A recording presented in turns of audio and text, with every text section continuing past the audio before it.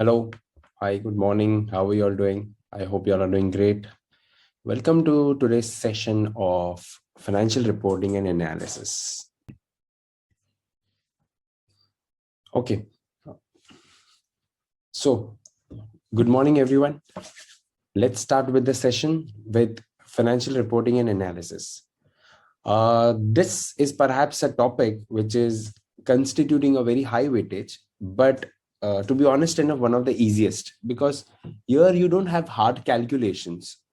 But you do have to remember few things like what is under IFRS, what is under US GAAP, what is the accounting treatment.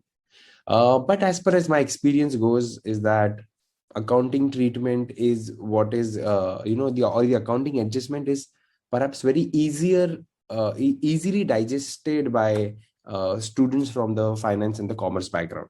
So this topic is one of the lengthiest in terms of size, it looks like, but it is not. For example, if I took, this is the old structure, if I take the new structure, the weightage that we have is around 13 to 17 percentage. So it has highest weightage when we compare after ethics. So this is the, you can, if you ignore ethics, this is the, if you exclude ethics, this is the biggest weightage related subject. Now, there are around, in this particular topic, there are around 12 readings. You can see on your screen 12 readings from reading 19 till reading 30. Of that, if you focused on the first 6 readings, in the first 6 readings, you have the first 2 readings, that is 19 and 20. They are very basics. They are about the accounting standards or what are the financial statements and so on. Very basic readings. They are perhaps the readings for someone who is understanding what is financial statement for the first time. They are also introduced for people who don't know anything about finance, because a lot of engineers also do CFA, right? So that's the introduction. Then in the detail of financial statement, you get into income statement, balance sheet, cash flow statement. The 3 financial statements, the core of the research: balance sheet, income statement, and cash flow statement. That is going to be reading 21, 22, and 23. And based on this, there will be ratio analysis. Ratio analysis is something that most of us have done during our graduation in commerce. So these first 6 readings are very, very simple. However, in this readings, when it comes to income statement, balance sheet, and cash flow, there are few things which will come over again in depth. For example, in the income statement, you'll have inventories, cost of goods sold. That will come in detail when we do the topic of inventories. That is reading 25. Then we will discuss about long-lived asset, where we will understand depreciation. All this will come in a small snapshot in balance sheet, but will come in detail when we do long-lived asset or non-current liabilities. Then there is an exclusive topic for the discussion of taxes, where your focus is going to be on the accounting reporting of taxes as well as the actual reporting of taxes, where we are going to discuss on DTA and DTL, deferred tax assets and deferred tax liabilities. And finally, the last 2 topics are more of on the reporting side of what should be the reporting quality, what should be the overall, how should you pursue the analysis, what should an analyst look for. So last 2 readings are more of a short summary. Now, if you notice here, the one which I've marked in white here, the inventories, long-lived asset, income taxes, and long-term liabilities. These are very important topic, and we are going to require an in-depth analysis of how the reporting is done, how the assets are recognized, how the liabilities are recognized, and what happens in the when there is a change in value. Now that is going to be the core focus of our FRA. And before that, the topics that we have are pretty much simpler. It's just that step by step we'll cover them. One thing that I would like to highlight is that I may not go in the flow of the index, because, for example, reading number 20 is something that we can skip it now and we can cover it later on, because there's not too much to read into it, which is and whatever is there will actually come in the income statement, balance sheet also, and then we can come back to reading 20. So we'll of course begin with reading 19, the very basics about financial statements, and then we'll jump to reading number 21, where we do have practical calculations, and then 22, 23, and accordingly we'll go up and down. So that's what is going to be financial reporting and analysis, right? Let's start with the first reading, and the first reading is Introduction to Financial Statement and Analysis. Now, when it comes to introduction to financial statement and analysis, remember one thing, that companies do the financial reporting, correct? Who prepares the report? The companies prepare the report and they publish the report. So there is a financial reporting. And what is the objective of the financial reporting? Why is financial reporting done, guys? If the company is doing financial reporting, why is it done? So that information of the company's financial performance can be provided to the stakeholders. Am I correct? So that the financial performance information can be provided to the stakeholders. Now, who are the stakeholders in the company, guys? The stakeholders are everyone, the investors, the creditors, right? Employees, everyone who's associated with the company, right? All those are stakeholders. So financial reporting, the objective of financial reporting is to provide financial performance and the information about the company's financial performance to its various stakeholders, correct? And how is this reporting done, guys? How is this reporting done? By the publishing of financial statements. Everyone clear? So the financial statements along with the relevant information are analyzed. Who is going to analyze this? We, you and me as investors or analysts, we're going to analyze it to make some important decisions, to make economic or investment decisions for future projections. So what is our objective, guys? Our objective is to invest in a particular company for your own organization or for your clients. In that case, you need to do an in-depth analysis of the company's performance, and that's why you will be focusing on the financial statements. Now, financial statements are reports published by the companies. What are the main financial statements that we all are aware about, guys? Yes? Everyone? Balance sheet. Balance sheet, the most important. Balance sheet. Then you have income statement, right? Now, here, instead of just saying income statement, when I club income statement with something else, which we may not have seen, and that is other comprehensive income. Have you heard about this? Other comprehensive income? Everyone? Yes. Okay. So balance sheet, and generally what we say is a P&L account, profit and loss account. So here the profit and loss account or the income statement also includes other comprehensive income, OCI, which is what we say. So when you club OCI with income statement, what you get is statement of comprehensive income. So what is statement of comprehensive income? I will discuss in a while, and I will also show you how it looks like. So balance sheet, income statement, then you have statement of changes in equity, basically equity shareholders account, where you will come to know what is the contribution by the shareholders, how much is the retained earnings, and so on. So that is statement of changes in equity. And last but the most important perhaps is statement of cash flow, where you will know all the company's cash inflow and outflow from operations, from investments, and from financing. So operating, financing, and investing cash flow is what you will get under the statements of cash flow. Everyone clear with this, right? But you know what? Financial statements only show you the numbers. How would I get the detail of these? Not everything can be presented in the tabular presentations. So where would I get the detail of which all assets I have? What is the depreciation on the asset? I may get the figure from the financial statement, but I may not be aware about the methodologies. I may not be aware about how these figures have been arrived. What is the background of this figure? I may require some additional information. And where is all this additional information mentioned, guys? Anyone? IFRA. Sorry? In IFRA? Oh, what is that? Can you explain? The basic rules and regulations which help you understand the financial perspective of a company. So those are the rules. But when I see a company's financial report, when I have the company's financial report in front of me, where am I going to get additional information about the figures in the financial statement? So let's say you want to know about how is the company recognizing the revenue, what is its process, or what is the rule that it's following. How would you get that information? From the income statement, you'll just get the revenue or you'll get a particular expense. But what is the methodology that the company is utilizing? All these stuffs you will get below the financial statement. That is what we call as footnotes. What is footnotes, guys? Footnotes are financial statement notes, which are like disclosures that provide you additional information.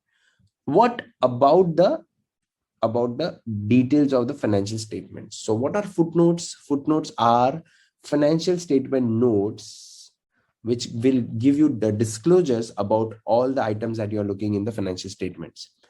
The major objective of the footnote is to understand a fact that when you prepare financial statements, is everything actual? No, not everything is actual. There are some numbers which are estimations. There are some numbers which are your forecasts, which are your assumptions. There are many assumptions based on it. All these details will be discussed in the footnotes. Correct? So footnotes allows the users to improve their assessment of the amounts, the timings, and the uncertainty of the estimates which are reported in the financial statements. So wherever there is a judgment or estimation involved, how is that judgment or estimation arrived? What is the basis of that? All those details you may get in the footnotes. So what basically footnote includes? It includes a discussion. It includes a discussion, or basically the presentation, such as the financial report is for what period, what all it covers, right? What are the accounting methods used, which accounting method you follow under a particular expense or a particular item, what are the assumptions, estimations, judgments. All this information you'll get under the footnotes. They provide additional information on items such as business acquisitions or disposals, legal actions, employee benefit plans, contingencies and commitments, if there are any future uncertainties or contingencies, significant customers, sales related to related parties and segments of the firm. Now all these informations, the detailed information of what are your different products that you sell, how you perhaps what are your important customers, your important locations, your important market, all this information I will get from the footnotes. Clear? So that's what footnotes is. Footnotes is financial statement notes, the additional disclosures that you get along with the financial statements. Trust me, for an analyst, the more than financial statements, the footnotes are more important, because footnotes are actually the disclosures. So all those queries that I may have with the company, most of the queries are going to be resolved under the footnotes. Everyone clear? So any disclosure that you want will be mentioned under footnotes. Clear? Now footnotes is what the company discloses the additional information. And there is one more thing, is the management's own opinion or view or their commentary about the company's performance. That is called MD&A. MD&A is management's discussion and analysis. Now, what is MD&A? MD&A, management's commentary, also known as management's report, operating and financial review, management discussion and analysis. It has several names. This is where the company's management has put some detailed discussion from their end of what is their view, what is their opinion, or what is the additional information that they think that they need to give. IFRS guidance recommends that the management commentary address, what should it address? The nature of business, the management's objectives, the company's past performance, the performances measures, and the company's key relationship, resources, and risks. For example, when management of Apple may come up with their presentation, so they may tell us that what are the future risks that they are pursuing, what is the trend of the economy that they see, what are the sales numbers that they are estimating. Warren Buffett, when he comes up and when he writes a letter to all the investors, he does mention what is his view about the future of the investments for his company as well as for the overall investment. So there's a lot of discussion from the management, from the top management, and that all comes under MD&A. Now, IFRS, the reporting standard, the global reporting standard, it recommends that what MD&A should address. So that's what we understood. Now, as an analyst, I should be aware of that some parts of the management commentary may be unaudited. Why? Because it comes from the management. So not everything that the management says is audited. For publicly held firms in US, now guys, IFRS is applicable globally, but for US, what is applicable? US GAAP.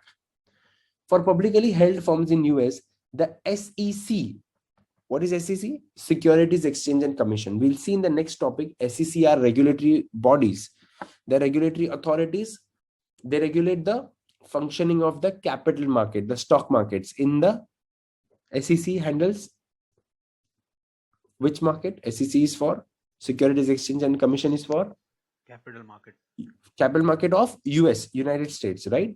For example, in India, we have SEBI, Securities Exchange Board, right? And in UK, you have FCA. Similarly, here in US, we have SEC. So all those companies which are listed on US exchange, they have to follow the regulations by SEC. So SEC requires, okay, remember this. There is a big difference between what is required and what is recommended. So I will say SEC requires that MD&A discuss trends and identify significant events and uncertainties. So what can be a significant event? Now, of course, that will be detailed out there. So one of the significant event can be the company is planning to merge with someone. The company is planning to acquire another company, right? The company is planning to increase the compensation of the employees. All these details that the company is perhaps planning to do, all the significant event and uncertainties in case, if any, with regards to business, all those should be disclosed under the MD&A. So uncertainties that affect the firm's liquidity, it affects the capital resources and results the operations. So all these things should be, they are requirement, okay? They are not recommendation. SEC requires listed companies in US to detail out all this under MD&A. Is that clear? Additionally, what should they discuss? They should discuss on the effect of inflation on their businesses, right?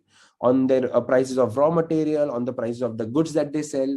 How is that going to impact? Are they going to be able to pass on this cost of inflation to their customers or not, right? All this I will come to know from management discussion and analysis. Impact of off-balance sheet obligations and contractual obligations such as purchase commitments. So you may, for example, countries do have purchase commitments in regards to purchase of oil from oil exporting countries.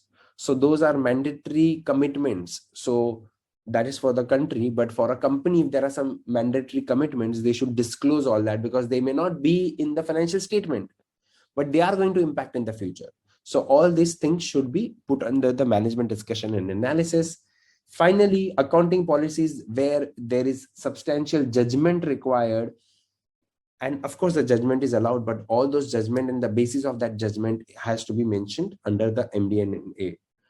Any forward-looking expenditures and divestitures, all this should be mentioned under the MD&A. So all estimations, forward-looking numbers are also estimations, right? All those numbers should be discussed under an MD&A. So you don't have to remember all this thing, but you just have to understand that footnotes and MD&A, they form a very important part of additional information beyond the financial statements of balance sheet, income statement, and so on. Clear? Right? Now, tell me guys, when the companies publish their financial reports, how would I know whether these reports published are published with fair intention, they are published fair, and how do I know the accuracy, that there is no error or there is no error intentionally or unintentionally? How would I know about that? How can I rely on that? Audit. By doing the audit, right? So the next important element under the financial reporting is auditing. What is auditing? Very easy. Everyone knows by the name itself, is an independent review of the company's financial statements. And who is going to do that? Well, public accountants. In US, you have CPAs, which are appointed by the board of directors. They will examine the company's financial reports and all the records, right? What is the objective here? The simple objective is to provide an opinion on the fairness and reliability of the financial statements. So the auditors will give you an opinion, right? They will not give you a guarantee. They will give you an opinion on whether the reports are fair and they are worth reliable or not. So what does an auditor do? Well, the auditor's job is to collect all the information, right? And to confirm that these informations meet the accounting standards. They meet the minimum required standards.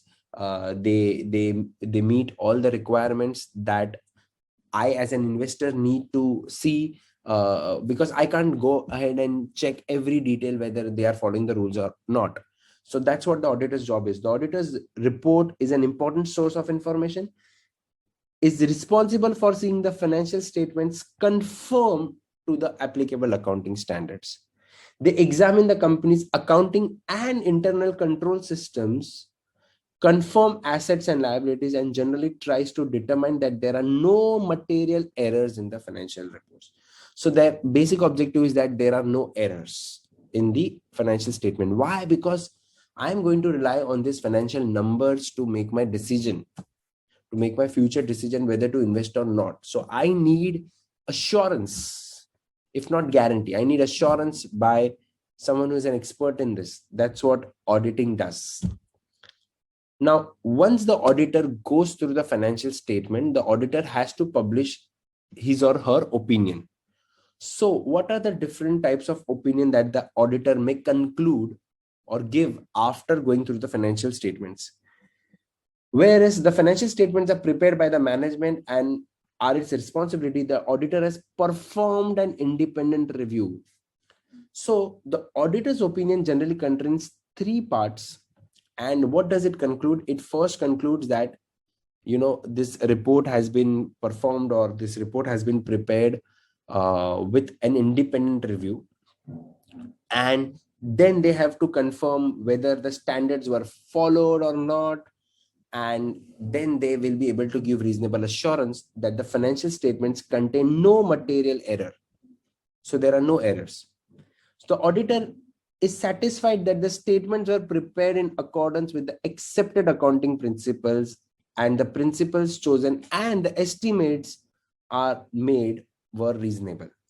So it is the auditor's job to check whether wherever the accounting policies are followed, are they followed appropriately, and wherever the estimation, because see, understand, the estimations and judgments will be there in the financial reports.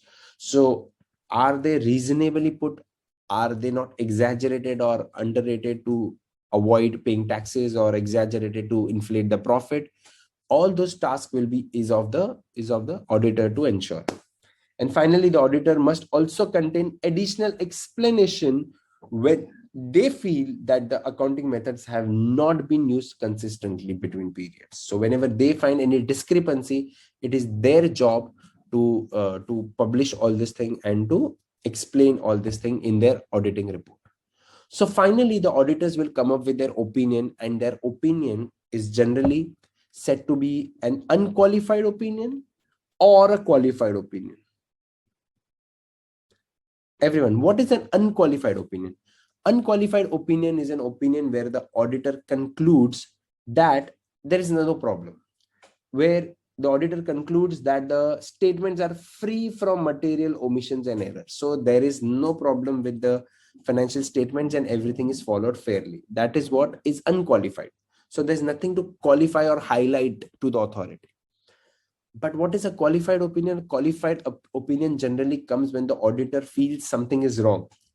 So qualified opinion, if the statement makes any exceptions to the accounting principles. So if there is some accounting principles which are not followed, the auditor may issue a qualified opinion and explain these exceptions in the report.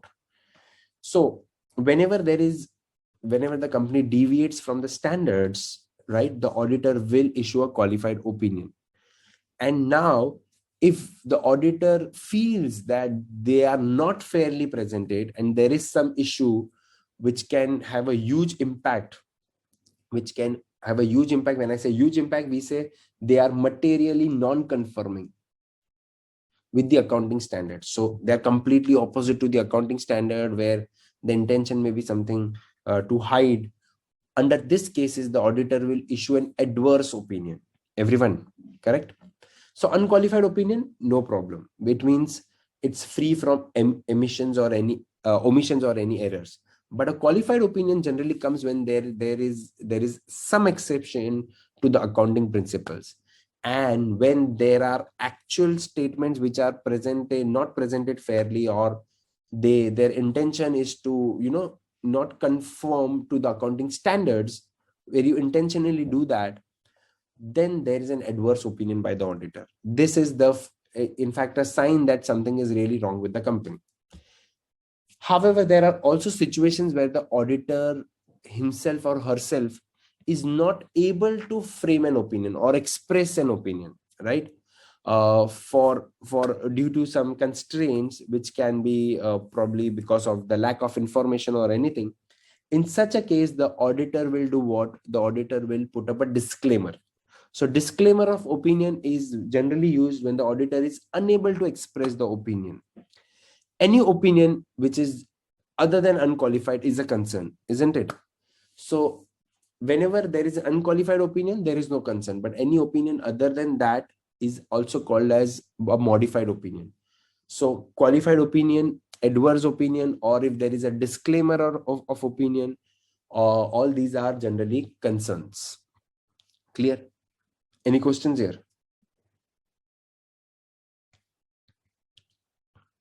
So can I say companies generally which are in the scam, or there are corporate governance issues, what would their auditor's opinion be out of this? Qualified, unqualified, adverse, what exactly? Companies which are, Adverse. yes, adverse opinion, right?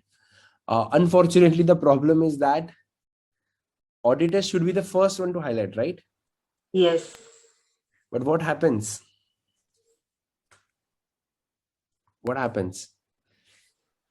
Is it the auditors who tell you that, oh, there is a problem with the company, and No. the world realizes?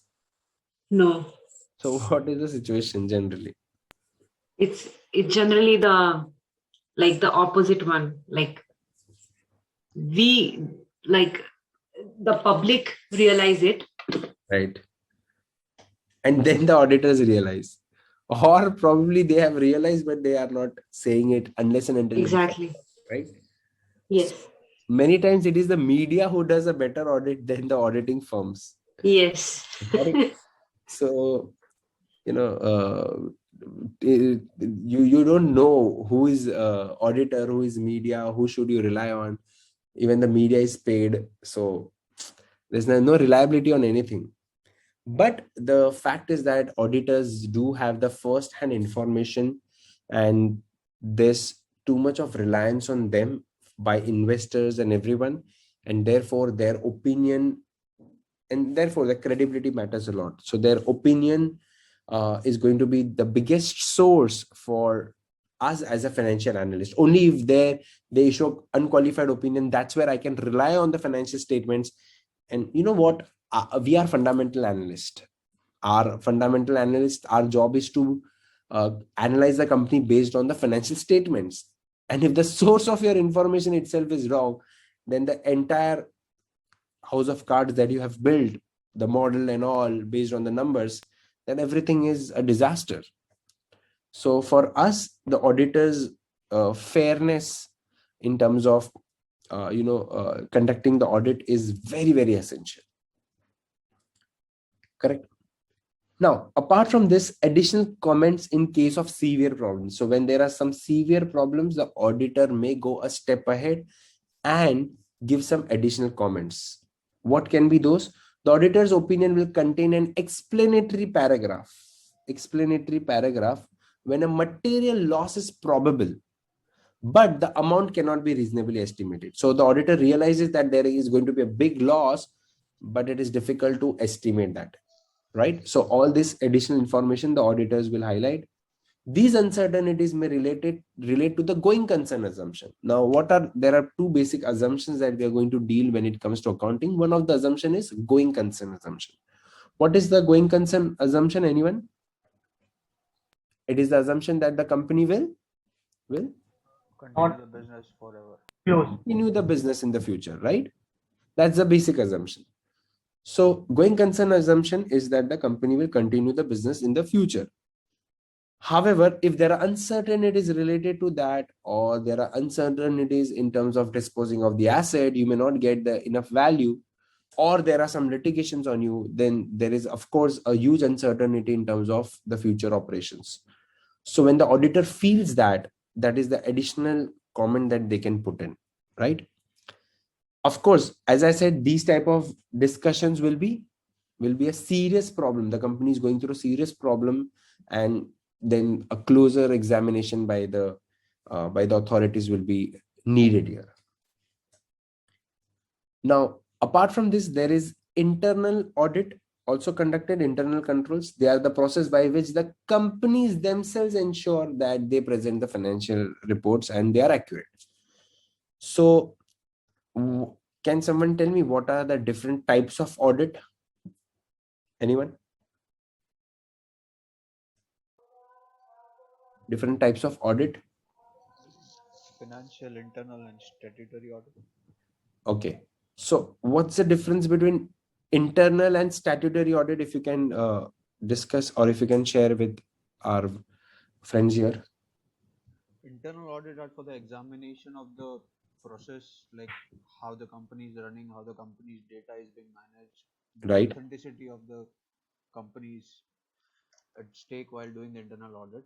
Correct. While doing the statutory audit, the company is just relying, getting the data done according to the government rules and regulations, which Okay. needs to be done. Correct. So what is mandatory? Statutory. Statutory audit. And who dictates that statutory audit? The authorities, right? Yes. And why do we do internal audit? Internal audit is an initiative by the company to check its internal controls. Correct? So, of course, in many many places, even internal audit is mandatory and all. However, the objective of internal audit is to check the internal control, whether from I as a manager, I as a CFO want to see how my company is being run, is everything working efficiently or not. So internal controls, they are process by which the company ensures it presents accurate financial statements. So this is something that the company wants to do, right? Internal controls are responsibility of the management. But as I said, in various countries, there are rules. So for publicly firms in US, the auditor must express an opinion on the firm's internal controls. So publicly traded firms in US, they have to compulsorily ensure that there is an internal control and internal audit done, and the auditor must explain the opinion on the firm's controls. Now, this is generally the case not only with US firms, but almost all the firms in the world. The auditor can provide this opinion separately as the fourth element of the standard opinion. Fourth element, now we just understood the discussion of unqualified opinion, qualified and adverse opinion. And then the auditor can go a step ahead and also give an opinion on the internal controls, right? Key audit matters. Now, key audit matters. An audit report must contain section called key audit matters. This is one section which should be there under the audit report. Or this is the same thing as key audit matters is also called as critical audit matters when it comes to US. It highlights the accounting choices that are of greatest significance to the users. Greatest significance to the users of financial statements, right? So, for example, you have chosen to use one of the depreciation method compared to another. And because of that, there is a huge impact on your income statement. So this will be highlighted, that what is causing a big difference. So it highlights accounting choices that are of greatest significance to the users of the financial statements and where management judgment is required. So even in depreciation, if you understand, we will discuss what is depreciation. But in depreciation also, there is a judgment involved, that what will be the life of the asset, what will be the residual value or salvage value that you will get at the end of the asset's useful life. All these things should be discussed under the key audit matters. They should be reported. How significant transactions during a period were accounted, or the choices of the auditors finds especially challenging or subjective, and which therefore have a significant likelihood of being misstated. So wherever there are aspects where there is a subjectivity involved, and wherever there is a possibility of inflating of the accounts, or the intention is to hide something or show a wrong picture, wherever the auditor feels that all that points, especially the points where there is judgment required or estimation required, all this will be discussed under the key audit matters. Clear? So this is basically everything about auditing. You can just read it once and focus on the opinion. The type of opinion are unqualified, qualified, and adverse opinion, right? Unqualified is the opinion that you would want with your company, but if there is some issue, then you have a qualified, and there is an issue where there is materially the company is not following the accounting standard, then there is an adverse opinion, right? So what are the major sources? The three major sources that you have understood till now, guys: financial statements, footnotes or management discussions, and audit report. These are three major sources for these are your raw material for research. As a research analyst, I need all this data with me to begin my research. I need the information, and that information has to be accurate. That accuracy will be done through auditing. So I need the financial statement. I need the additional information about the financial statement from the footnotes or management discussion and analysis. And I need a verification that all this is presented fairly, right? After I getting all this information, most of these information I get is from the company, or from where the companies report. But I also need some additional sources from where I can find information which was not here. This is what is lucrative for the analyst. So what are the additional informations? The additional information would be the interim reports. Interim reports, well, the companies don't always publish the reports annually. They also publish the report. I mean, of course they do publish annual reports, but they do publish with the interim reports, like the quarterly or semi-annual reports. So all these are additional sources for me. Then comes a very important thing. Like, not only in US, but in various countries, what happens? The listed firms have to report or have to compulsorily file some reports to the commission, to the SEC. And those reports are available on the SEC portal, which is EDGAR, which is Electronic Data Gathering, Analysis and Retrieval System. That EDGAR is basically a portal where things are uploaded. So you go to the SEC website, and there you will get all the financial reports of all the listed companies, all the important important elements or important information of the company. There are various forms that the companies have to publish. Now these forms, the listed companies have to compulsorily file with the SEC, and they include various information. Now ironically, this thing is discussed in the next topic. So I will actually go directly to the next topic and discuss you which are these forms. So I'm just discussing one part of the next topic. So why? Because you need to know what are the different informations available on the SEC website for all the listed companies in US. And the same goes with FCA for the UK related companies, or for Indian related companies, you can say SEBI is from where I get maximum data. But specifically our syllabus is going to focus on US. So SEC, when it comes to SEC, what are the some important forms or important disclosures that the companies have to publish to the or have to report it to the SEC. Now, there are more than 50 different types of forms that the listed companies do have to file with the SEC. Of course, we are not going to deal with all 50 of them. We are going to deal with some important. And the first one that you see here, which is the first one, guys, S1. What is S1? S1? Yes, S1 is the form where the company is, it's like a red herring prospectus.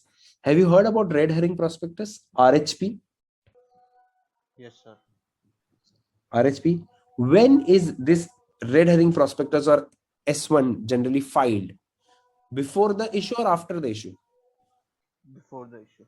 Before the issue. So whenever a company decides to go for an IPO, file prior to the sale of new securities to the public. So whenever the companies decide to go for their IPO, before that, they have to publish this report to the SEC, which includes the audited financial statements and all the information, the underwriter identification, who's going to be your underwriter, who's going to take the responsibility, how much is the amount that you're trying to raise from the market, what is going to be the offer price, what are the important risk elements, why should someone invest in your company, why should someone not invest in your company, what are the market risk factors, what are the risk factors with regards to your company. All this detailed discussion will be under S1, and it's like a prospectus that the companies have to file with the SEC before they want to go with the issue. Once the SEC approves it, then you get permission to launch up your issue, right? The second important report or the second important form is 10K. Now 10K, 40F and 20F. What are these forms? They are annual reports that the companies have to file. And why they have to file? Because they are public companies. So they are the reports that their shareholders require, correct? So 10K is required annual filing, similar to annual report to the shareholders, but not a substitute. So what you present to the shareholders, right, the annual report, you have to file it to the SEC as well. They include information about the business, the management, the financial statement, and all the disclosures about the legal matters involving the firm and various other disclosures. So it's a report, not only that one which you present in the AGM, annual general meeting, where you do the annual reporting, that is a separate thing, but you have to file a report to the SEC as well under the SEC layout, under their format. So SEC may require some additional information. So the 10K is a report in the SEC format filed with the SEC, right? So all listed firms have to file 10K every year. Which listed firms? The firms of US. However, for companies which belong or which are from Canada, they have to file the same report, and that report is named as 40F. What is that report named as? 40F. And for all other companies which are not US or which are not belonging to Canada, they have to file a report, the same annual report, but that is called 20F. So 10K is the annual reporting for all US companies, 40F for Canadian company, and 20F for non-US and non-Canadian companies, right? Clear? What that F for you should be the foreign. Okay, so think from a US citizen, F is a foreign company, like Canada. For Canada, it's 40F. For all other companies, it is 20F. Now, what is 10Q? The form itself should give you a hint. 10Q is a quarterly filing. So 10K is an annual filing. 10Q is a quarterly filing. However, it is not required to be audited. The annual filing has to be audited. Quarterly filing may not be audited. It includes disclosure about certain events such as significant legal proceedings or changes in accounting policy, if any, right? Then you have 6K. 6K means semi-annually, but semi-annual filing by non-US companies. That is required. Okay, this is a requirement.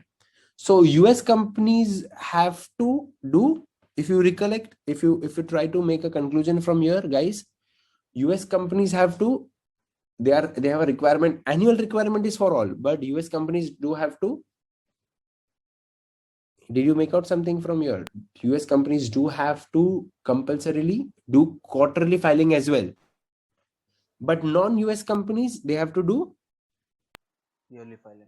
semi-annual. Yearly filing everyone has to do. They have to do semi-annual filing. Correct? Yearly is compulsory for all. But additionally for US companies, quarterly filing is essential. For non-US companies, semi-annual filing. Clear? Yes, sir. Now there is a report called DEF 14A. This is filed with SEC along with proxy statement. Why do companies come up with a proxy statement? What is proxy statement? Proxy. When there is a shareholder meet for some important decision like changes in the management or changes in the board, or because of some mergers and acquisition, or because of increasing the compensation of the management and so on.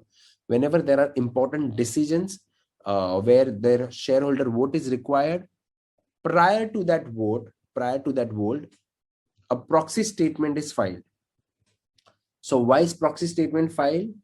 So that in case if you are not able to vote, you can give this vote to someone else, right? So whenever there is a proxy statement filed by the company, what does it signal? It signals me that there is going to be some important event or important discussion to which will be on the table, correct? Right. Then you have 8K filing. 8K filing is required to disclose material events. So before the event, you file 14A for proxy statement. And when there are material events, so for any listed company in US, so what is material event is disclosed there. So whenever there are material events, like some of the events I've put here is mergers and acquisition, changes in management and corporate governance, matters related to its accountants, financial statements, or anything related to the company, which can impact the share price. All those reports have to be filed individually also under the form 8K. So for example, today we decide to do changes in the board or changes in the management. First, before coming up with that decision, I may have to go for a proxy statement. And what exactly is that decision? That I will get under 8K. So under 8K, I will get all the latest important updates by the company, all the changes. So I may have a quarterly report under 10Q, but between those two quarters, if there is something important happening, where will I get that important information from? 8K. Are you getting it? Clear? So now tell me, when a company launches its shares for the first time, it issues the shares, which report does it file? S1. S1, right? And then all other reports are annual report or quarterly report, or basically reports where some additional information is to be filed with the SEC. It's not that you have to take the permission of SEC, but you have to disclose to the SEC. Clear? In many cases, you do require SEC's permissions, but apart from that, most of the things are to disclose. They are not to put up an additional hindrance or additional line before or for permission, but they're just that everything should be disclosed, so then that is disclosed to the investors as well. Clear? Now there is another report called 144. 144 is when the companies are going to issue their shares not in the public but to some important investors, some qualified buyers. For example, there is a buyer who is directly willing to buy 100 million shares from me, right? Then I may directly do a placement of these shares with that qualified buyers, right? Not with the public, right? In this case, the companies have to file Form 144. So Form 144 is the notification to the SEC when the company issues securities to certain qualified buyers, right? In this case, the companies file Form 144, right? And finally, whenever there are any changes with regards to a substantial changes with regards to the ownership of the company or ownership of its shares, all that has to be disclosed under Form 3, 4, and 5. Now, ownership of shares, does it mean that anyone who buys and sells the shares every time it has to be disclosed to this SEC? No, it involves disclosure of beneficial ownership of securities by companies' officers and directors. So basically company insiders. So whenever company insiders are buying or selling their shares, where will I get this information from? Form 3, 4, and 5. Everyone. What does that give me a signal? Tell me. So if Elon Musk is of course the investor, but if the CEO of Apple, Tim Cook, if Tim Cook is selling his shares, where will I get this information from apart from the media? I'll get under Form 4 3, and 5. So what does it indicate? If let's say if Tim Cook has sold most of his stake, what would you think of that? Is it any material event? Is it going to impact you? Or do you think, is there any relevance? Yes. What? Yes. Does it give you an indication? Before you get into invest in a company, we always look for like debt to equity ratio, like what's the owner's capital versus the capital of the people. So if the Right. owner's capital is being reduced, there are the chances that the company's future is in darkness. Okay. But Tim Cook is not the owner. I'm saying Tim Cook is the management. I'm not talking about Steve Jobs. Yes, Steve Jobs was the founder of the company, but Tim Cook is the management. So we are not discussing here the buying and selling of stake by the promoters. No, we are discussing when the company's insiders, for example, managements do have ESOPs. So let's say most of the time what happens that when the CEO plans to retire, they know that after me, I don't know who will run the company and how will they run the company, right? So they sell the shares. That's what they do most of the time. Correct? Or if they feel that something important is going to come, which others don't know, because they are the ones who will know that before, right? And if all of a sudden, let's say a CEO of a company has decided to dump the shares, that means there is something going to be really wrong, which he or she is aware but not others are. Correct? So when the company's insiders are buying and selling the shares, right, that also gives me an indication. They have to first disclose that to the SEC, and that raises a lot of questions. Of course, it does not mean they cannot do it. They can do it. Of course they can do it, because if I'm allocated as ESOPs, why can't I sell it? I can sell it whenever I want to execute. I can execute it, but I have to disclose it to the SEC first, because then that is disclosed to the general public about my decision. So you should be aware that the person whom you are relying on, if that person itself is selling the shares, why is he selling? You need to investigate. I'm not saying everything is bad, but what if he or she may require money and therefore they are selling their stakes? So it's not always a bad thing, but we just want to know that information, that what the company insiders are doing with the shares, right? All this will be disclosed under 3, 4, and 5. Clear? So from this topic, I'm just discussing not too much detail, except what we just saw is the different types of form. Let's go to reading number 19 back. And in the reading number 19, we were discussing additional source. So apart from the interim reports, which we just discussed, like which were the interim reports? 6K, 10Q, right? The quarterly reports. So these internal reports, the interim reports and various other SEC filings that you saw, they are going to be your additional source when it comes to analyzing the company, right? We also discussed form DF 144.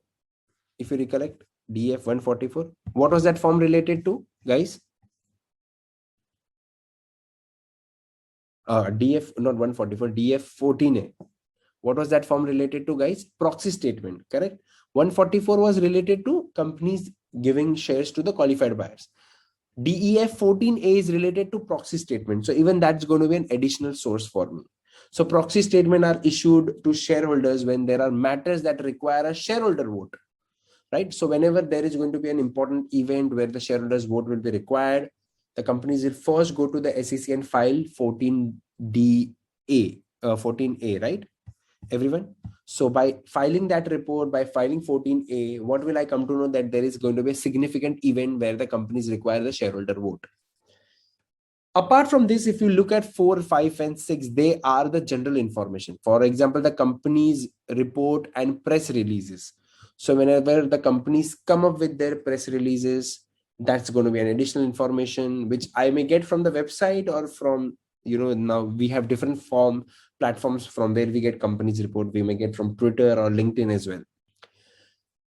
There is also a trend, especially started by the IT companies first, that they give the earnings guidance. What is earnings guidance? Now remember, earnings guidance is not actually the futuristic information about what the earnings will be, right? Companies are not trying to promote speculation. What is earnings guidance? Earnings guidance are basically what company thinks the earnings in the future. Will that be positive, negative? What will be the important things which will impact the company's earnings in the future? All that the companies do discuss.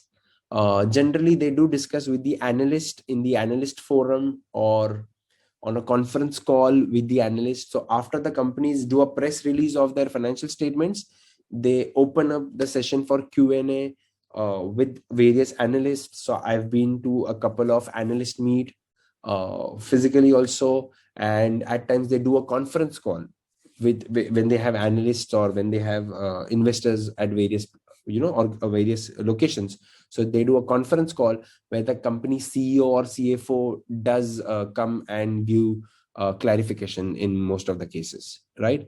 So they may be held, and all these informations are recorded, and you can hear them and can know more details about what questions were asked. For example, if you go to the SEC website, which I would suggest everyone to do today, go to the SEC website and click on Apple. Just on that, I can show you here also. I'll show you in the next session perhaps, that if you click on Apple, you will get all the reports of Apple. And then there is also one section where you can go and listen to all the conference calls of the Apple. So all those audio transcript are also available there, where you can hear what were the questions asked by analysts and so on. Correct? So whenever, if you want, I would recommend everyone to just sneak out 2 or 3 minutes, go to the SEC website, put in the code, not only Apple, any stock, but just for your references, put Apple and go to the audio recording of their conference calls. That's a very good information. So all that is public information. Even you can hear the audio of what analyst had asked the question and what the CEO or CFO had answered. So all that you will get from additional sources, right?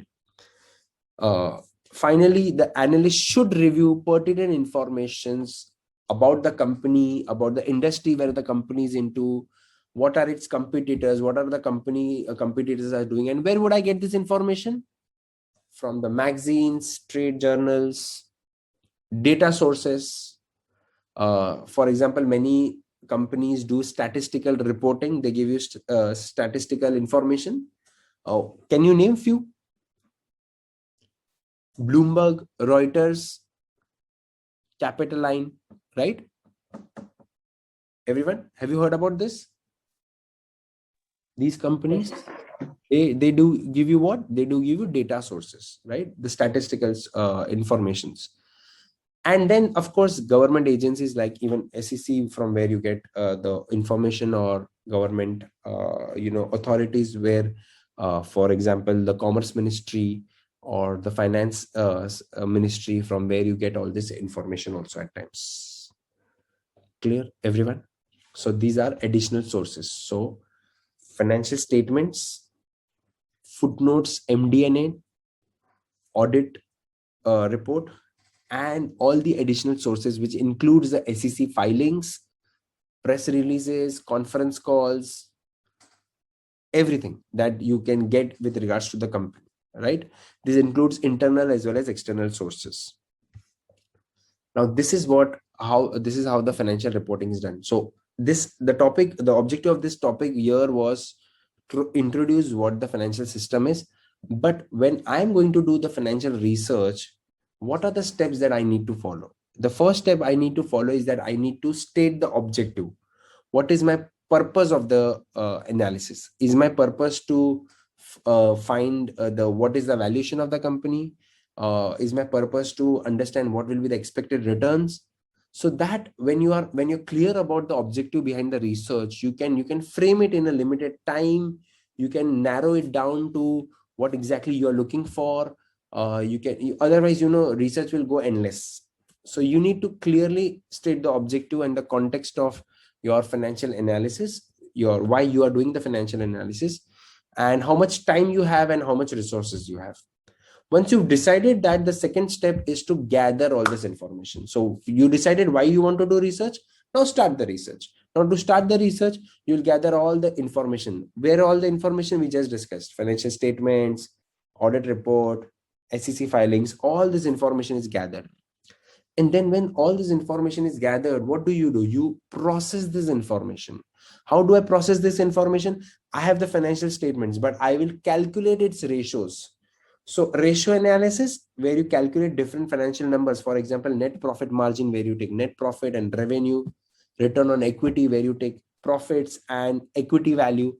All those important things which will help you compare your company vis-a-vis other companies or the peer group or the previous performance. All that will be happening under the processing part. So the third step is processing the data. Once you have done the ratio analysis, you need to finally come up with some conclusions. But before you come up with the conclusion, you need to yourself analyze the data. So you need to answer the questions that you were looking for. So your data should not be without conclusion. You should draw some conclusion of it, that, oh, this is the thing, that the company's performance is better, the company's valuation should be this. And that conclusion you need to communicate or report to whosoever you are working for. So you need to report your conclusions and recommendations. You need to properly prepare a report so your users can understand it, right? You need to make it as simple and as in-depth both. And here you have to be sure that your report has all the information, but they also follow the code and standards. So you should be very objective in it. You should be dealing fairly. You should not rely on material non-public information. What is material non-public information? That is more like an insider information, right? So you should not do insider or unethical aspect when you are reporting the recommendation. So you should not just call up your friend and ask what's happening in the company, just tell me and put that in the report. No, you cannot do that. That's called unethical aspect. So here, when it comes to reporting the recommendation, this is where ethics will be involved. Their substantial part of this will be ethics, right?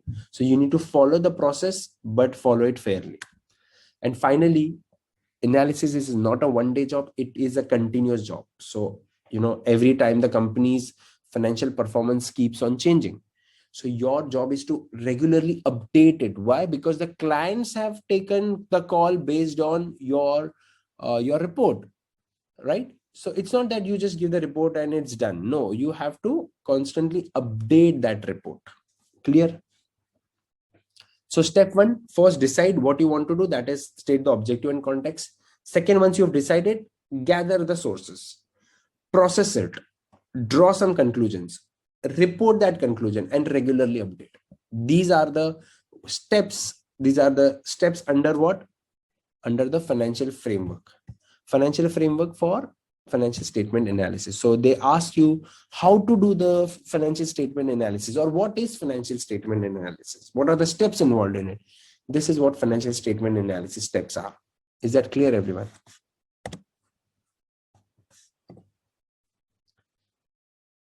Correct? Everyone clear with this topic? Easy? Any questions, anyone?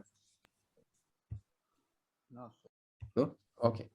So I know, we are doing the theory topic. So after doing a rigorous practical topic, theory topic may be a bit boring. So I'm not going to go into reading number 20, which is also a little bit boring part. In fact, if you want, you can do reading number 20 by yourself as well. There's not too difficult part there. So I'll start with reading number 21, which is a bit exciting one and a lengthy one. But before I start reading 21, I would like to say that reading 21, 22, 23, they are going to be very crucial for you to understand the later topics which are going to be difficult, like 25, 26, 27. So I want everyone to do the reading 21, 22, and 23 practice on the same day itself. Don't delay it for even one day, if possible. I know it's weekend, but if possible, just don't delay it for more than 1 or 2 days. And keep that in mind, because these things will come again and again, right?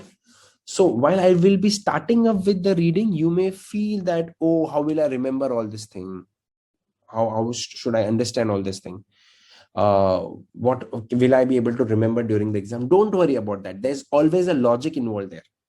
Now, the problem that generally students face, and I will give you a slight hint of that, is in the entire financial reporting and analysis, there will always be the discussion of two aspects. Everything will be discussed from the point of view of US GAAP or IFRS. US GAAP is a US accounting policy, right? Accounting standard. And IFRS is the global accounting standard, correct? So there will always be discussion about what should be as per US GAAP, what should be as per IFRS. This will happen continuously in all the future readings that you will see now, right? So most of the students find this as a difficult part. How should I remember what is under US GAAP, what is under IFRS? Don't worry, you don't have to remember. I will tell you the tips and tricks to understand what will come under US GAAP, what will come under IFRS. US GAAP is for US companies and IFRS is for global companies. Are both having everything as same, every reporting standard as same? Of course not. So what is going to be the peculiar thing under FRA, under CFA? Well, we are going to focus on where there are changes which can actually do a substantial impact on both the companies, US GAAP companies and non-US GAAP companies. So all those important elements will come into discussion when we will do the financial statement discussion in detail. Of that, the first financial statement that we are going to focus is on income statement. Now, income statement has various names. It is also called as profit and loss account and so on, right? So what is income statement? What does income statement consists of? Very simple. Instead of going in detail, what does income statement, which is also termed as profit and loss statement, terms as statement of earnings, statement of operations, etc., etc. It has several names. But what is the most important thing when you see the income statement? I will show you a snapshot here. This is the income statement. What do you see in the income statement, guys? Here, sorry, I will go with this. In the income statement, you get information about the revenues, expenses, losses, gains, correct? Profit. All this information you get in the income statement. Now, what is the important thing about income statement? Income statement is profits, gains, revenues, and expenses over the period of time, over 1 year time period. So all the income and gains or expenses and losses that has happened in the organization within the year, all those are reported in the income statement. So income statement reports revenues and expenses of the firm over a period of time. The income statement consists of, the equation is revenue minus expenses will be your profit after tax, which is what we call as net income. Clear? Under both US GAAP and IFRS, income statement and a statement of OCI. OCI is called as other comprehensive income.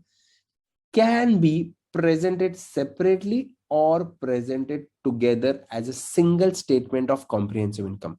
So guys, when you show both separate, what are two things here which are actually related to income statement, but they are separated? Statement of other comprehensive income and income statement. They are both are different things. Now, generally I get a question, sir, what is OCI? I have not seen OCI in my financial reporting. What is OCI? I have not come across OCI during my graduation. What is OCI? I know income statement. So I'll come to what is OCI in a while. But OCI plus income statement together becomes comprehensive income. So what I was trying to discuss is this. What do you notice? This is a particular company's report. And what is this report, guys? Here you have the statement of the income statement. Here you have revenues and expenses, correct? And then you have a net income figure. If I take this net income figure and if I add the OCI, other comprehensive income, what do I get? What do I get here? If you take the net income from profit and loss account and if you add OCI, what do you get? You get statement of comprehensive income. Comprehensive income includes all the income, one which comes from the income statement and another which comes from OCI. Now, generally the question is, sir, what is OCI? What will go into OCI? Now that will come later on, why things go into OCI. But before I go ahead, OCI, other comprehensive income, they are changes related to income statement, but they don't go into the income statement. So comprehensive income includes all the changes in the owner's equity. Directly, they are changes in the equity account. But they are not the one where the shareholders buy and sell shares or give dividends. No, we are not talking about that. These are direct changes in the equity account, not reflected in the income statement, but they are shown separately. So this is a special type of, you can say, income or expense which are not shown in the income statement but shown directly in the changes in equity. Are you clear? Now, what are these? I've put out here example. For example, here you have foreign currency translation gain and loss. What is translation gain and loss? Not transaction, okay? Translation gain and loss. Can someone explain me what would this be? This is OCI. Yes. Foreign currency translation gain and loss. Then the second is adjustment for minimum pension liabilities. Unrealized gain and loss for hedging derivatives. Unrealized gain and loss from available for sale securities. Now, guys, there are few other things as well, but the four things are prominent here. Translation gain and loss. Now, I am a company which has multiple businesses. I am a US based company, but I also have business in Europe and India and China and so on. Now, at the end of the year, what has happened, guys? I have to report my financial statement in US. Am I correct? I do have some money in Chinese and the Indian subsidiary. Now, I have not collected that money back to India. Think of like Apple. Apple has its business coming from China and India as well. But that money is still in India and China only. Apple has not repatriated that money back to US. But it will at least have to show at the end of the year that money, how much is it worth in dollar terms? Isn't it? Correct? Yes or no? Yes. So what was the situation here? Apple will have to show at the end of the year in its financial statements its number from Indian and Chinese subsidiary, but in dollar terms. Now, what if the Chinese and the Indian currency has depreciated during the year? Then can I say Apple's Chinese and Indian amount will relatively show less in the US reporting? It will show less, right? correct? But has it been an actual loss? Is there an actual loss? Actual loss would be when Apple brings that money, it transacts that money back to US. But Apple is not bringing that money back. It is just reporting that when I invested there, it was $100. Now it is $90 because of the change in currency. But did I actually convert it? What do you think, guys? Is it an actual loss? No. It is just a loss because of the change in currency, and you have not Currency. paid it. You have not paid it. You are just reporting. You are just translating the financial statements, not transacting. Not if you transact, then it's an actual loss. But you are translating the financial statements in Indian rupee or Chinese yuan into US dollar. And during that translation, if there is a change in value, that is called foreign translation, currency translation gain or loss.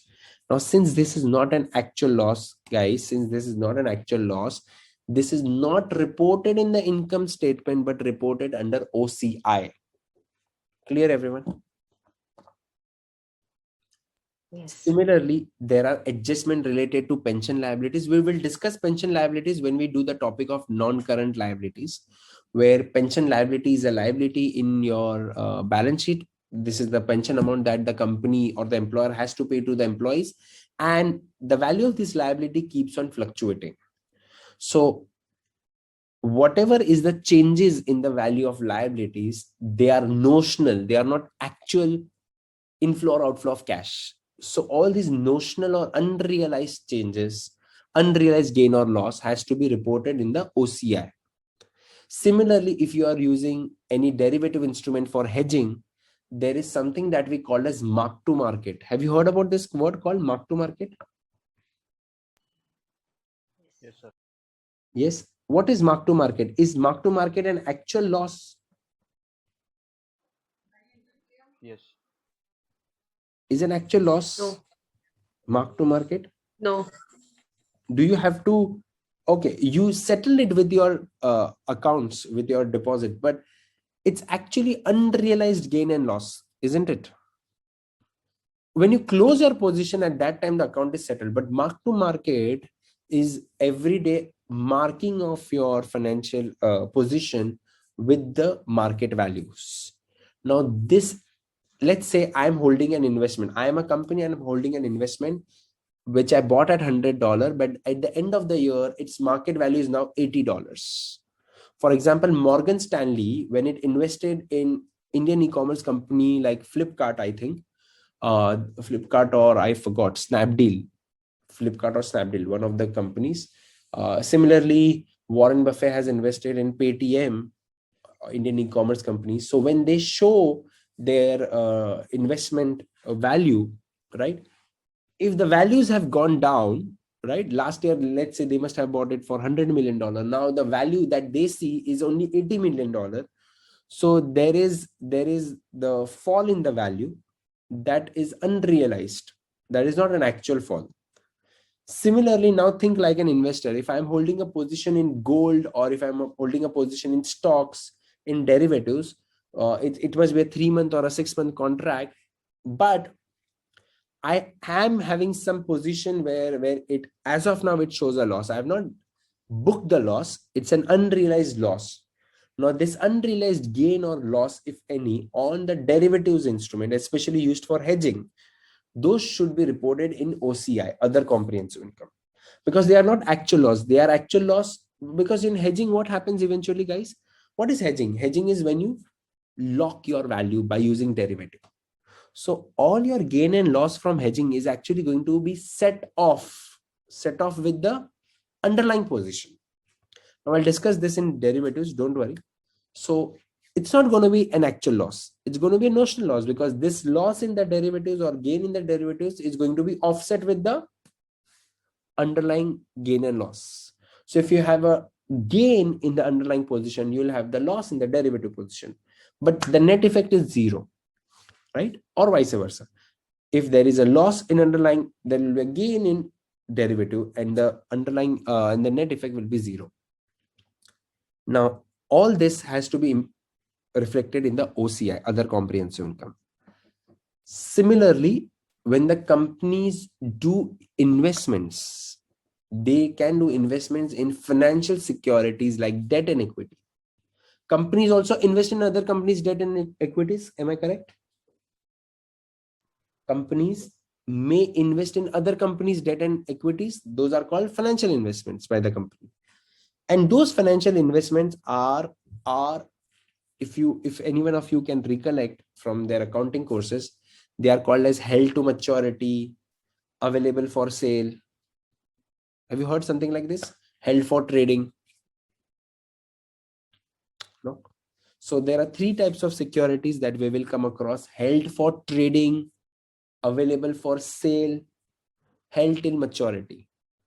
Out of that, one of the security that is available for sale, any unrealized gain or loss on this is reported under OCI. Why? Please allow me, we will discuss this later on.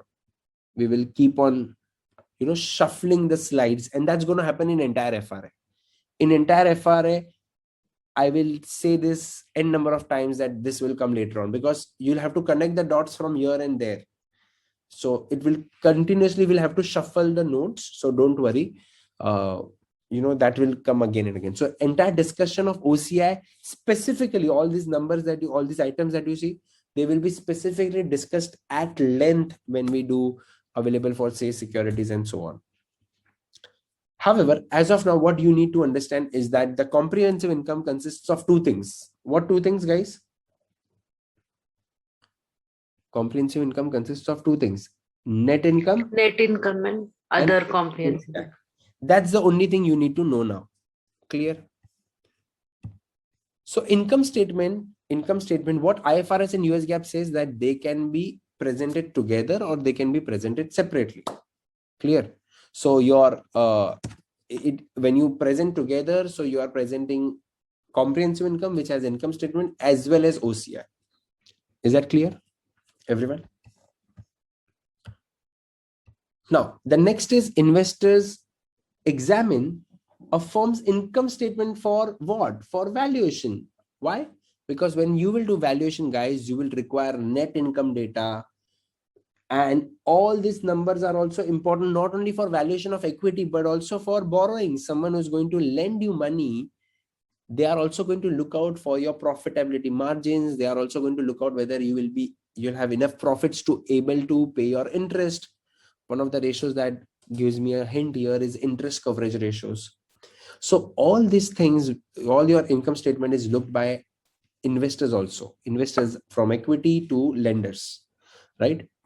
The details about of these items is, however, presented, especially like revenue. Where will I get these details?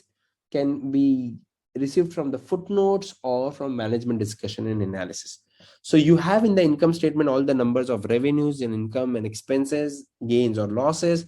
But if you need any other information, any detail, you can check it from the footnotes or from management discussion and analysis. Clear? So what are the components of income statement? What are you going to get from the income statement? See here, you're going to get revenue, expenses, correct? So the biggest thing that you're going to get from the income statement is the information about the turnover or sales or revenue, the amount of goods you sold.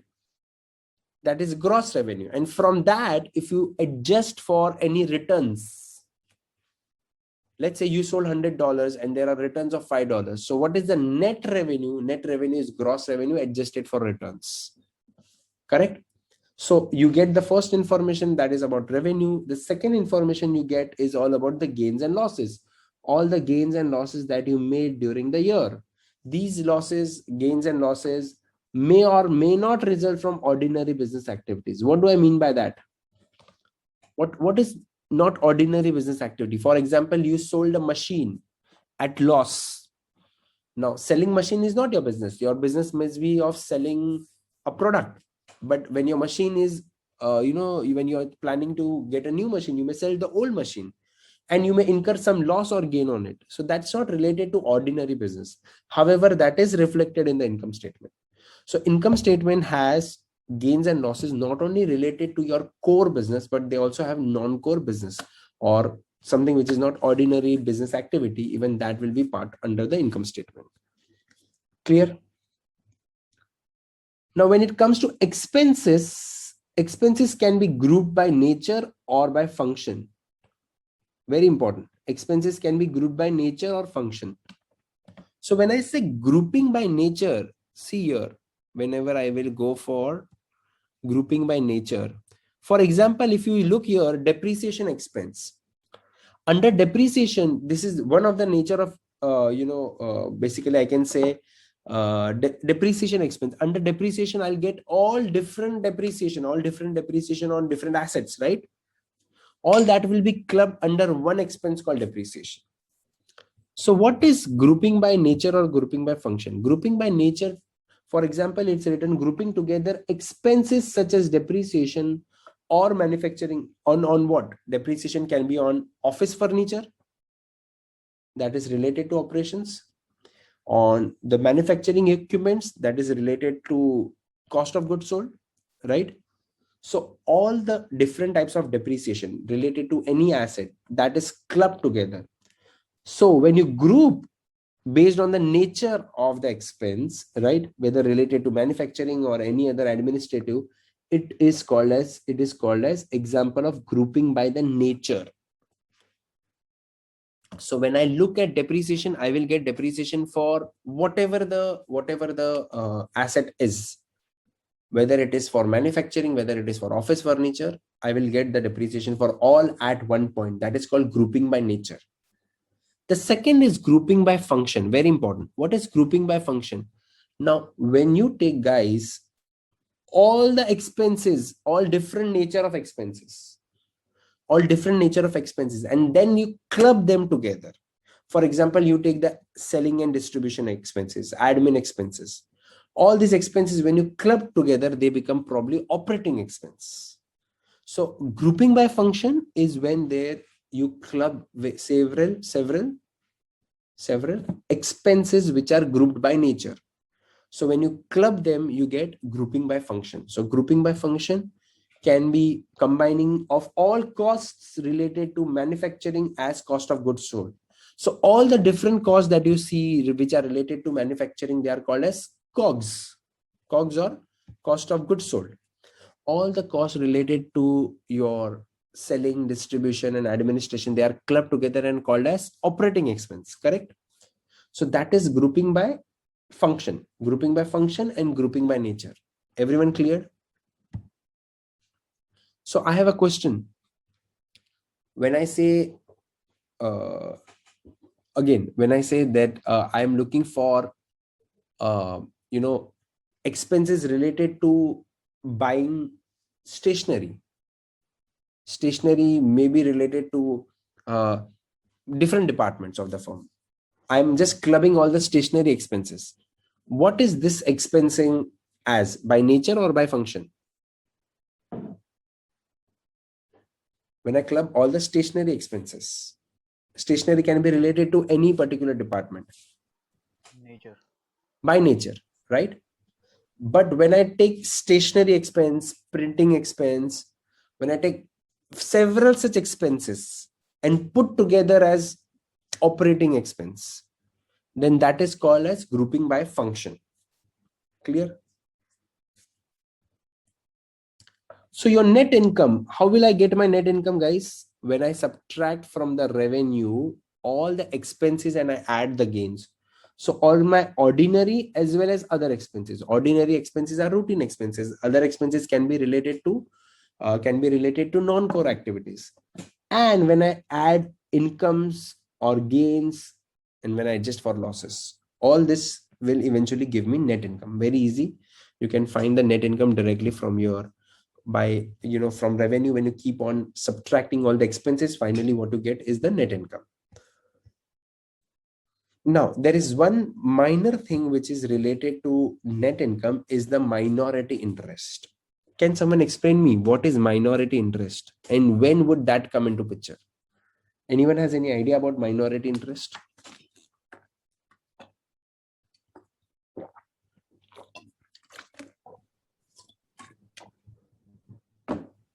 Anyone?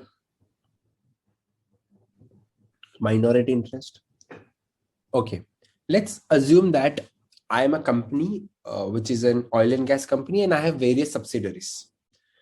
So let us take an example of Reliance Industries. Reliance Industries is a consolidated company, a large company of oil and gas, and it also has stakes in various other companies. Correct? So there is a parent company, and then there is a subsidiary company. So Reliance has a controlling stake, a substantial stake in the subsidiary, but not 100%. But not 100%. Let's assume that Reliance has a 90% stake in one of its cable networking company, 90% stake. So what will Reliance do? When it will prepare a consolidated report, it will add all the income and expenses of that company, isn't it? It will merge it. Clear?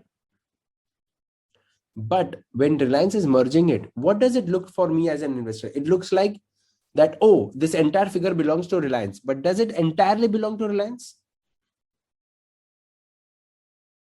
No, right? Only 90% belongs to Reliance, isn't it? Everyone. So what should I do with that 10% which does not belong to Reliance? Anyone? Any idea? Well, that is what you need to show as a minority interest. Why? Because this 10% does not belong to you. So when you are showing the entire numbers of subsidiary as yours, you will show separately the number that does not belong to you. That is called minority interest. So when a firm has a controlling interest in a subsidiary, the statement of the two firms are consolidated and earnings of both the firms are clubbed, right? In case the proportion of the subsidiary's income is not owned by the parent. So I said that 10%, let's say the parent is not holding. If that is also reported in the parent's income and income statement as a non-controlling interest, right? So what will happen in case the share of the subsidiary company is not owned by the parent is reported in the parent's income statement, it is reported as the non-controlling interest or the minority interest. So what will happen? I will show the entire income statement will be merged, but I will show that 10% as the non-controlling, which does not belong to me. Clear? The non-controlling interest, is that part of my income? So will it add my income or will it subtract my income? When I show the minority interest or non-controlling, is it going to add my income or subtract my income? When I consolidated, I already added it. So now when I show it separately, add or subtract? Subtract. Subtract. Why? So the non-controlling interest is subtracted from the consolidated total income so that you can get what is the parent company share. Are you with me? Everyone? Clear? Now, there was a question that few candidates had asked me before, that then why don't we only take the 90% value? Right? This is a question that even I had. Why don't we take the 90% of the value? Why do the longer process of taking the 100% value and then showing the 10% part? Isn't it? Does this question strike to you or not? Of course it strikes me. I mean, I thought it was very foolish on me, but then I realized many like me had this question. So the thing is that instead of taking everything as 90%, it's going to be so complicated. It's better that consolidate the entire company and then just write one item as minority interest. So it simplifies the process and it shows you the actual value. So instead of adjusting each item by 90%, it's better for me to take consolidated and just show the 10% difference as a separate minority interest. Got it, everyone? Clear? Now, let's focus on the presentation part. So we understood what is income statement, what are the components of it. Now let's focus on the presentation part.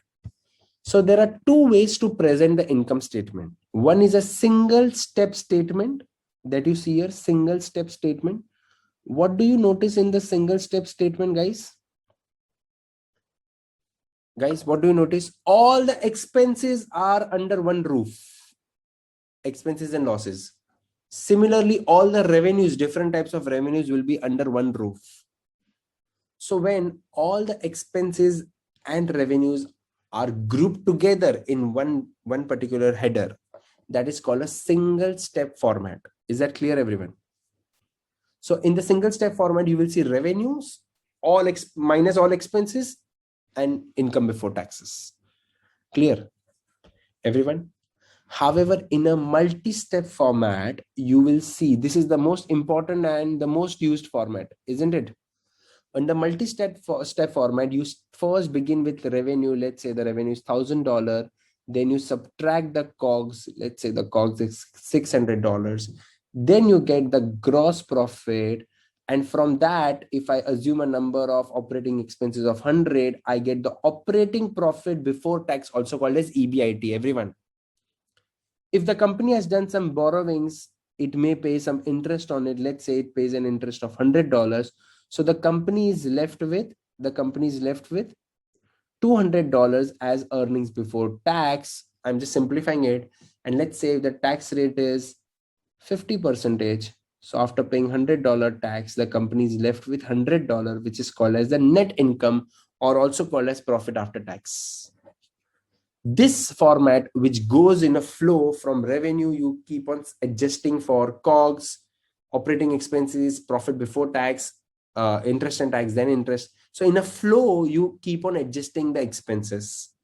So it starts from the top, from the revenue, and ends to the net income. This is called a multi-step format. Guys, a multi-step format includes, you will find what is gross profit, you will find what is operating profit, you will find what is profit before tax, before interest and tax. All this additional details you will find under multi-step format. Everyone, which one would you prefer? Single step, multi-step? Multi-step. Multi-step. But Jay, you are here? Yes, sir. Okay. Tell us that generally what companies show. If you must have seen any financial statement, companies report a single step statement or a multi-step format. What do generally which companies prefer which format when they show actually in their financial statement? Single format, sir. Single format. So many companies show the single step format, correct? But in reality, for a user or an investor, what is more informative? More informative is a multi-step format. However, of late, I've seen many companies like the way of Apple showing a multi-step format. So that's, I think I'd seen about Apple only as a multi-step format. So that gives more information and simplifies the information for the user. You can know the flow of everything. Clear, everyone? Right? This helps you in the ratio analysis. Multi-step format will help you get the gross profit ratio, operating profit ratio, net profit ratio easily. Clear? Now, we are to start with the revenue recognition. The first item in the income statement is, guys, the first item in the income statement is revenue. So how is the revenue recognized? That is what we are going to now learn. However, before going that, let's take a break and we will discuss the revenue recognition, the inventory or the expenses recognition like inventory, depreciation, and so on. That we will discuss after the break. And yes, we will do the calculations of earnings per share, EPS. So EPS calculation will also come. So basic EPS, diluted EPS, all these things will come after the break. So let's take a break and we'll meet after the break and continue with the remaining part of the particular reading, right? Let's take a break. Thank you.